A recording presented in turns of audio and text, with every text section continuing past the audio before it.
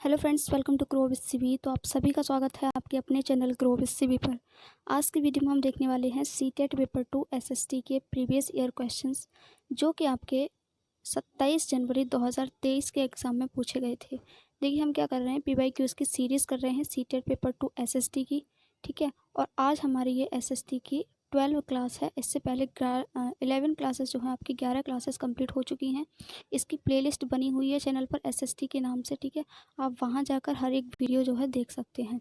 तो आज की क्लासेस को फाइनली हम स्टार्ट करते हैं। तो हमारा फर्स्ट क्वेश्चन है, as people began domestication domestic animals became gradually different from wild animals as इन।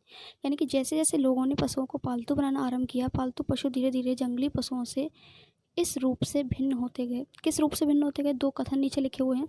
उनके दांत छोटे हो गए, दूसरा क्या है, उनके सींग छोटे हो गए, ठीक है। तो ये दोनों ही कथन यहाँ पे बिल्कुल सही हैं। उनके दांत भी छोटे हो गए थे और उनके सींग भी छोटे हो गए थे। Next question, question number 2, match the following in the context of on the context of companies of Mughal Kings and choose the appropriate option. Mughal शासकों के अभियान के संदर्भ में आपको मैच करना है और सही विकल्प का जो है चयन करना है, ठीक है।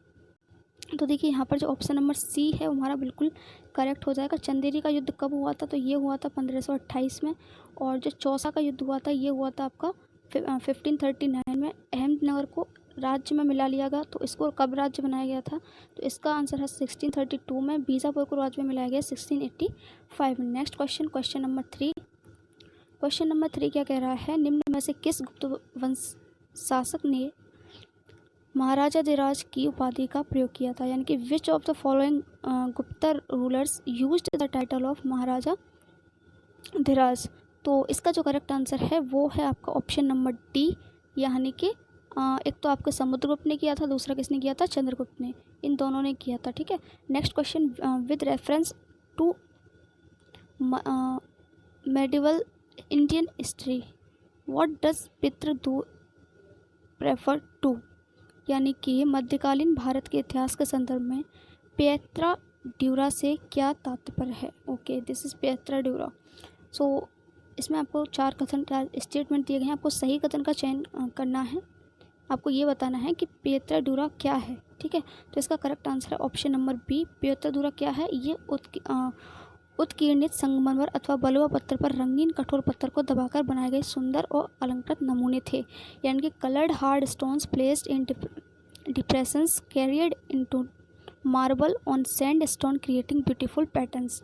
Question number 5, match the following in the context of religion cultures and choose the appropriate option. ये आपको कुछ कल्चर्स दिए हुए हैं, उनको एरिया से यानी कि कौन सा कल्चर किस एरिया में मनाया जाता है उससे आपको मैच करना है। तो देखिए इसका जो करेक्ट आंसर है वो है ऑप्शन नंबर डी, ठीक है। आपका जो महोदयपुरम है ये केरल में मनाया जाता है, अनंतपुरम उड़ीसा में, मंगल का बंगाल में और बहुसली कांगड़ा में। Next question, question number 6, read the following statement and choose the appropriate option. यानी कि आपको ये कथन पढ़नी है और सही कथन का आपको उचित विकल्प का चयन करना है। पहला क्या कह रहा है, Aryabhata stated that day and night were caused by the rotation of earth on its axis. यानी कि आर्यभट्ट ने लिखा कि दिन और रात पृथ्वी के अपनी धुरी पर चक्कर काटने की वजह से होते हैं। देखिए ये क्वेश्चन पहले भी आया हुआ है, रिपीटेड क्वेश्चन है, ठीक है। दूसरा क्या कह रहा है, आर्यभट्ट ने ग्रहण के बारे में वैज्ञानिक तर्क दिया। यानी कि Aryabhata developed a scientific explanation for eclipses. तो इसका करेक्ट आंसर है ऑप्शन नंबर ए। ये दोनों ही कथन जो है आर्यभट्ट ने कहे थे। Next question, question number 7, which of the following is not matched correctly. यानी कि ये कुछ मैचिंग्स दी हुई हैं आपको 4, ठीक है। आपको ये बताना है कि इनमें से कौन सा इन्होंने जो है सही मैच नहीं किया है। तो इसका करेक्ट आंसर हो जाएगा ऑप्शन नंबर सी, वेट्टी और कादमाई भूमि की श्रेणियाँ, ठीक है। मणिग्राम और नाना देसी व्यापार संघ की ये सही है, ठीक है। ये दूसरा भी सही है आपका, तीसरा भी सही है, मोवेंद्र और ये उपाधियाँ हैं। लेकिन ये जो है ऑप्शन नंबर सी वो आपका क्या हो जाएगा, गलत हो जाएगा। अब देखते हैं क्वेश्चन नंबर 8। क्वेश्चन नंबर 8 क्या कह रहा है, consider the following statement and choose the option containing correct statement. वही करना है आपको, कथनों पर विचार करना है, सही कथन का आपको चयन करना है। पहला कथन क्या कह रहा है, the Ashokan pillar at Allahabad provides the information about emperor Ashoka. यानी कि इलाहाबाद में अशोक स्तंभ सम्राट अशोक के बारे में सूचना प्रदान करता है। दूसरा क्या कह रहा है, the inscription on Ashokan pillar was composed as a kavya of हरिशना। यानी कि अशोक स्तंभ पर अभिलेख हरिशन द्वारा एक काव्य के रूप में लिखे गए थे। तीसरा क्या कह रहा है, the prashasti were written about the common people and the social life. प्रशस्तियों में जनसाधारण एवं सामाजिक जीवन के बारे में लिखा गया था। तो आपको बताना है कि कौन सा कथन जो है सही है। तीनों सही हैं, एक सही है, दो सही है, ठीक है। तो यहाँ पर ओनली जो कथन दो है, अशोक स्तंभ पर अभिलेख हर्षिल द्वारा एक काव्य के रूप में लिखे गए थे, ये कथन हमारे यहाँ पर बिल्कुल करेक्ट हो जाएगा। Next question, question number 9। इसमें आपको दो कथन दिए गए, फिर से आपको सही कथन का चयन करना है। पहला क्या कह रहा है, Veeresalingam Pantulu formed an association for widow remarriage in Madras presidency, यानी कि वीरसलिंगम पंतलू ने विधवा पुनर्विवाह के समर्थन में मद्रास प्रेसिडेंसी में एक संगठन बनाया था। दूसरा क्या कह रहा है, Swami Dayanand Saraswati founded the reform association called Arya Samaj also supported widow remarriage. Arya Samaj की स्थापना स्वामी दयानंद सरस्वती ने की और इन्होंने क्या किया, विधवा पुनर्विवाह का क्या किया था, समर्थन भी किया था। तो ये दोनों ही कथन यहाँ पे बिल्कुल सही हो जाएंगे। ठीक, नेक्स्ट क्वेश्चन देखिए, किस समाज की स्थापना किसने की थी, ये इससे क्वेश्चन पूछा गया है एक बार और, तो आप इसको याद रखना। ठीक है, ब्रह्म समाज की किसने की थी, तो ब्रह्म समाज की थी राजा राम मोहन राय ने, और आर्य समाज की थी दयानंद सरस्वती ने। Next question, question number 10। Why were Singh Sabha formed in the 19th century India, यानी कि 19वीं शताब्दी के भारत में सिंह सभाओं का गठन क्यों हुआ था, ये आपको बताना है। कुछ रीजन दिए गए हैं, आपको ये बताना है कौन सा इसमें से सही है। अंग्रेज सरकार के विरुद्ध लड़ाई के लिए, या फिर सिखों में प्रचलित अंधविश्वास से छुटकारा पाने के लिए, जाति प्रतिष्ठा और भेदभाव की प्रथाओं को समाप्त करने के लिए, या फिर लास्ट सिखों में शिक्षा को प्रोत्साहित करने के लिए, यानी कि to promote education among Sikhs. तो इसका करेक्ट जो आंसर हो जाएगा वो हो जाएगा ऑप्शन नंबर बी, यानी कि आपका कथन बी, सी और डी यहाँ पे बिल्कुल सही है। 19वीं शताब्दी में जो सिंह सभा का गठन किया गया था वो इन्हीं वजह से किया गया था। ठीक है, अब पहला जो गलत हो जाएगा कि अंग्रेजों की लड़ाई के विरुद्ध नहीं किया गया था। ठीक है, क्वेश्चन नंबर 11 क्या कह रहा है, which of the following movements are critical of exercising authority on the basis of religion in the early 20th century India, यानी कि भारत में प्रारंभिक 20वीं शताब्दी में धर्म के प्रचार पर अधिकार जमाने ये अधिकार स्थापित करने की निम्न में से कौन सा आंदोलन जो है उसका क्रिटिसाइज करता है, यानी कि कौन सा आंदोलन उसको क्या करता है, आलोचना करता है। तो इसका करेक्ट आंसर है option number B, self respect movement, यानी कि स्वाभिमान आंदोलन। ठीक, next question, question number 12। Which one of the following is not true about Ilbert bill. Ilbert bill के बारे में आपने पढ़ा होगा। ठीक है, आपको क्या करना है, इल्बर्ट विल के बारे में आपको ये बताना है कि कौन सा कथन सही नहीं है। पहला क्या कह रहा है, विधेयक में प्रावधान किया गया था कि भारतीय न्यायाधीश भी ब्रिटिश या यूरोपीय व्यक्तियों पर मुकदमे चला सकते हैं। The bill provide for the trial of British और यूरोपियन पर्सनस बाय इंडियन जजेस। दूसरा क्या कह रहा है, the bill provide for no trial of British और यूरोपियन पर्सन बाय इंडियन जजेस, यानी कि ये क्या कह रहा है, इस विधेयक में प्रावधान किया गया था कि भारतीय न्यायाधीश ब्रिटिश या यूरोपीय व्यक्तियों पर मुकदमे नहीं चला सकते। तो देखिए यही इसका जो है बिल्कुल करेक्ट आंसर हो जाएगा। इन्होंने क्या क्या कहा है, कौन सा इल्बर्ट विल के बारे में सही नहीं है, तो यही हमारा जो ऑप्शन नंबर बी है यही हमारा सही नहीं है। Next question number 13। Match the following in the context of India, यानी कि आपको भारत के स्वतंत्रता आंदोलन के बारे में जो मैच किए गए हैं उसमें से आपको उपयुक्त विकल्प का जो है चयन करना है। ठीक है, तो इसका देखिए जो करेक्ट आंसर है वो हो जाएगा आपका ऑप्शन नंबर ए। आपको मैच करना था ये कि कोल विद्रोह कब हुआ, संताल विद्रोह कब हुआ, वर्ली विद्रोह कब हुआ। ठीक है, तो इसका करेक्ट आंसर है ऑप्शन नंबर ए, यानी कि आपका कोल विद्रोह हुआ था 1831 से 32 में, संताल विद्रोह कब हुआ था तो 1855 में, और बस्तर विद्रोह कब हुआ था तो 1910 में। ठीक है, और वर्ली विद्रोह लास्ट बचा ये हमारा हुआ था 1940 में। Next question 14। Which one of the following new states came into being on 1 अक्टूबर 1953, यानी कि किस नए राज्य का गठन 1 अक्टूबर 1953 को हुआ। आई होप कि इसका आंसर आप सभी को पता होगा। इसका correct answer option number C, Andhra Pradesh. Question number 15। Which of the following map shows the vegetation distribution, निम्न में से कौन सा मानचित्र वनस्पति के वितरण को दर्शाता है। इसका करेक्ट आंसर हो जाएगा ऑप्शन नंबर सी, थीमेटिक मानचित्र। देखिए मानचित्र के 3 घटक होते हैं, दूरी, दिशा और प्रतीक। थीमेटिक मानचित्र क्या करता है, वनस्पति के वितरण को दर्शाता है। थीमेटिक मानचित्र विशेष जानकारी प्रदान करते हैं, जैसे सड़क मानचित्र, वर्षा मानचित्र, वन उद्योग आदि के वितरण दर्शाने वाले मानचित्र।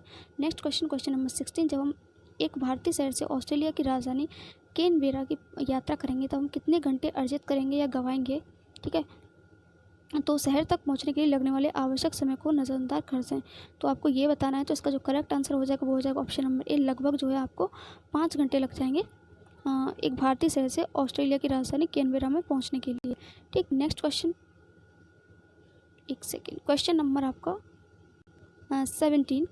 आपको 2 कथन दिए गए, सही कथन का चयन करना है। पहला क्या है, 21 जून को उत्तर अयनांत होता है तथा मकर रेखा पर सूर्य की किरणें सीधी पड़ती हैं। Summer solstice occurs on 21 June and tropic of Capricorn receives direct sun raise.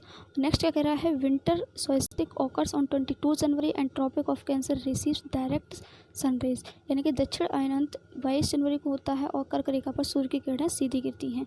तो 2 कथन दिए गए हैं, आपको ये बताना है कि इनमें से जो है कौन सा कथन सही है। तो आपका ऑप्शन नंबर बी यहाँ पर बिल्कुल करेक्ट हो जाएगा। दोनों ही कथन यहाँ पर इसके बारे में कैसे हैं, गलत दिए गए हैं। ठीक है, नेक्स्ट क्वेश्चन नंबर आपका 19 क्या कह रहा है, which of the following is the main mineral constitution of the continental mass, कौन से महाद्वीप संधि के निर्माण के मुख्य खनिज हैं निम्न में से। तो इसका करेक्ट आंसर हो जाएगा ऑप्शन नंबर बी, सिलिका और एल्यूमिना। ठीक है, नेक्स्ट क्वेश्चन देख लेते हैं। क्वेश्चन नंबर आपका, ये आपको मिलान कर सही उत्तर का चयन करना है। आपको उसको क्या करना है, सही तरीके से मैच करना है।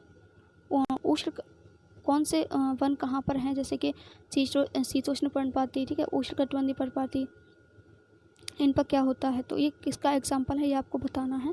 तो देखिए इसका जो करेक्ट आंसर हो जाएगा वो हो जाएगा ऑप्शन नंबर सी, यानी कि शीतोष्ण पर्णपाती। इसका जो करेक्ट आंसर वो है बांज, एस और बीज। ठीक है, उष्णकटिबंधीय की अगर हम बात करें तो इसका जो आपका करेक्ट आंसर हो जाएगा वो हो जाएगा वन, साल, सागवान और शीशम। ये वृक्ष पाए जाते हैं उष्णकटिबंधीय वनों में। ठीक है, और उष्णकटिबंधीय सदाबहार में यानी कि ट्रॉपिकल एवरग्रीन में क्या पाया जाता है, तो वो पाए जाते हैं आपके रोजवुड, आवनूस और मोहनी। लास्ट बचा शीतोष्ण तावा, तो इसमें हो जाएगा आपका बांज, चीड़ और यूकेलिप्टस। ठीक, नेक्स्ट क्वेश्चन नंबर 22 देख लेते हैं। Which among the following are not permanent wind, यानी कि कौन सी स्थायी पवन नहीं है। देखिए विंड से पहले भी क्वेश्चन आया हुआ है, तो विंड के टॉपिक को अच्छे से क्लियर कर लेना। देखिए ये प्रीवियस ईयर करवाने के बाद मैं आपको एक वीडियो प्रोवाइड करवा दूंगी जिसमें मैं आपको बता दूंगी कि किस एसएसटी में जो है किस सब्जेक्ट से ज़्यादा क्वेश्चंस जो है, किस टॉपिक से ज़्यादातर क्वेश्चन जो है पूछे जा रहे हैं। ठीक है, तो उन टॉपिक्स को आपको अच्छे से कवर करना है। देखिए पढ़ना पूरा है लेकिन उन टॉपिक्स को अच्छे से क्लियर कर लेना। ठीक, तो फिलहाल जो इसका करेक्ट आंसर हो जाएगा option number C, monsoon winds, यानी कि मानसूनी पवनें। नेक्स्ट क्वेश्चन क्या कह रहा है, पृथ्वी की सतह से आरंभ होते हुए वायुमंडलीय परतों का सही क्रम क्या है। मोस्ट रिपीटेड क्वेश्चन है। वायुमंडल एटमॉस्फेयर की लेयर से कई हर शिफ्ट में क्वेश्चन पूछा गया है, तो इनकी जो लेयर्स हैं उनके बारे में अच्छे से पढ़ लेना। ठीक, फिलहाल इसका जो करेक्ट आंसर हो जाएगा आपका क्षोभमंडल, संतापमंडल, मध्यमंडल और बाह्यमंडल। ठीक है, सही क्रम पूछा था आपसे तो वही मैंने यहाँ पर लगाया। पहले कौन सी परत आती है, ट्रोपोस्फीयर आती है, फिर स्ट्रेटोस्फीयर आती है, फिर आपकी मेसोस्फीयर आती है, थर्मोस्फीयर आती है।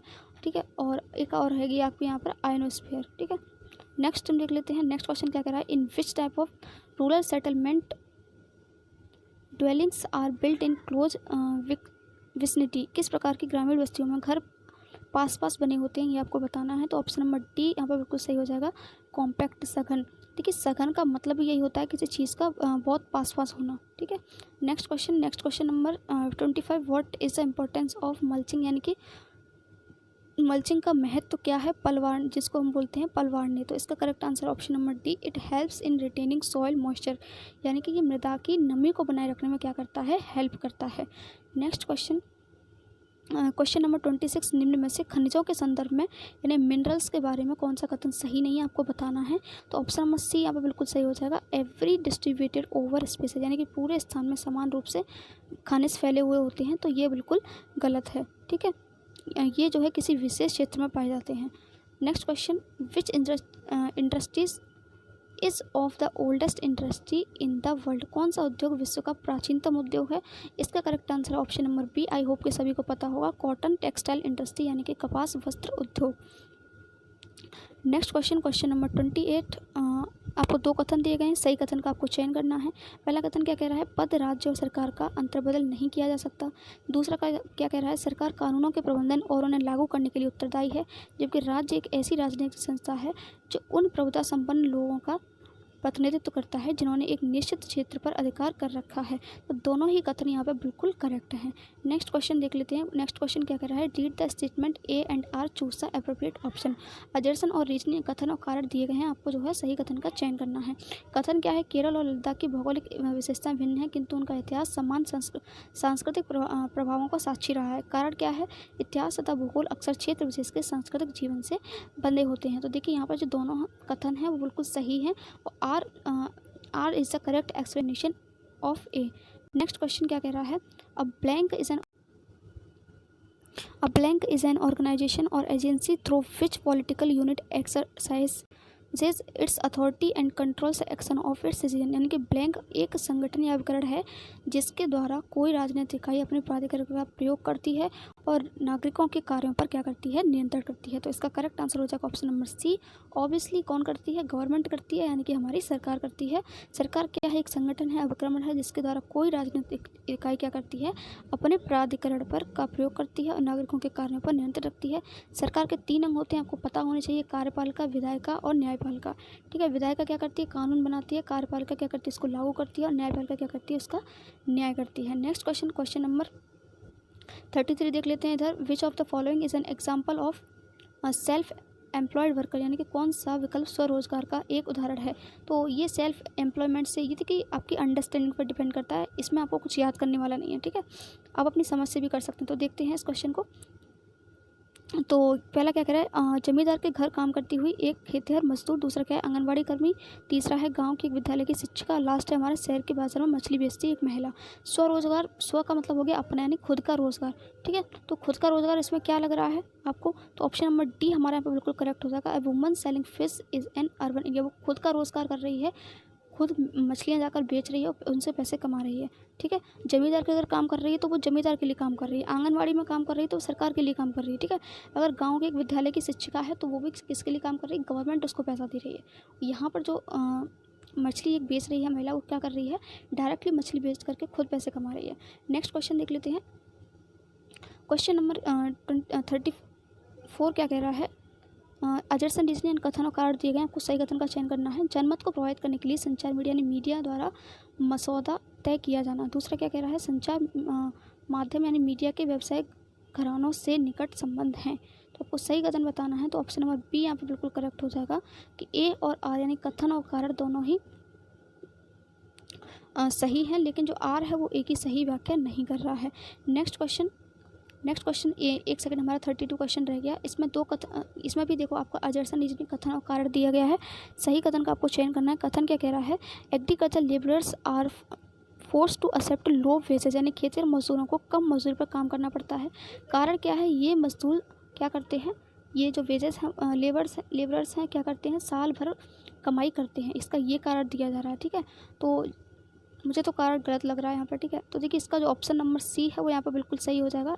ए is true but R is false, अभी मैंने बोला था कारण यहाँ पर गलत है।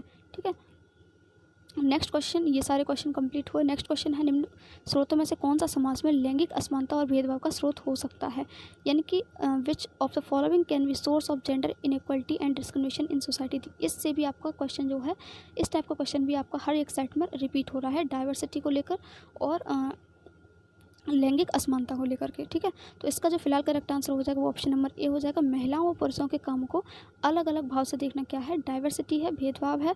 ठीक है, और लैंगिक असमानता है।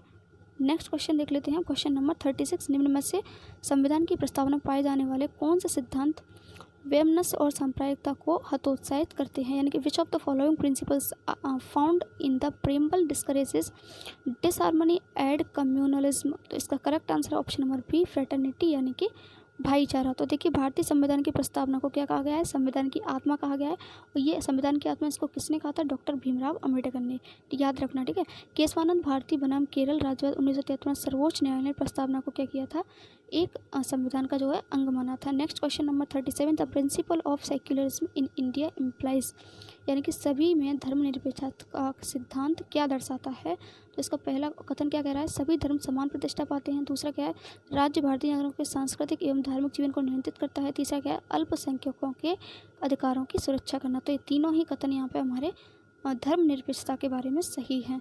नेक्स्ट क्वेश्चन क्या कह रहा है, किस मौलिक अधिकार के तहत किसी नागरिक को कम मेहनताने पर काम करने या बंधुआ मजदूर के तौर पर काम करने के लिए मजबूर नहीं किया जा सकता। तो इसका correct answer option number C, शोषण के विरुद्ध राइट टू अगेंस्ट एक्सप्लॉइटेशन। देखिए जितने भी आपके फंडामेंटल राइट्स हैं प्लीज़ उनको अच्छे से तैयार कर लेना, यहाँ से भी आपके जो क्वेश्चन हैं काफ़ी बार पूछे जा चुके हैं। ठीक है, और लास्ट क्वेश्चन आपका देख लेते हैं, question number 40, identify the reasons that contributed to the migration of the tribal groups from their traditional sources of livelihood to alternative jobs in some part of India such as to plantation workers, construction workers, industrial workers। यानी कि ऐसे कार्डों को आपको पहचान करनी है जिन्होंने आदिवासी समूहों को भारत में विभिन्न क्षेत्रों में वैकल्पिक कामों जैसे बागान मजदूरों, निर्माण कार्य के मजदूरों, औद्योगिक मजदूरों आदि की तरह काम करने के लिए उनके अपने परंपरागत आजीविकाओं के स्रोतों से विस्थापित करने में योगदान दिया है। तो पहला क्या है, वन नीतियाँ, आर्थिक परिवर्तन, जलवायु की स्थितियाँ या फिर राज्य द्वारा राजनीतिक बल।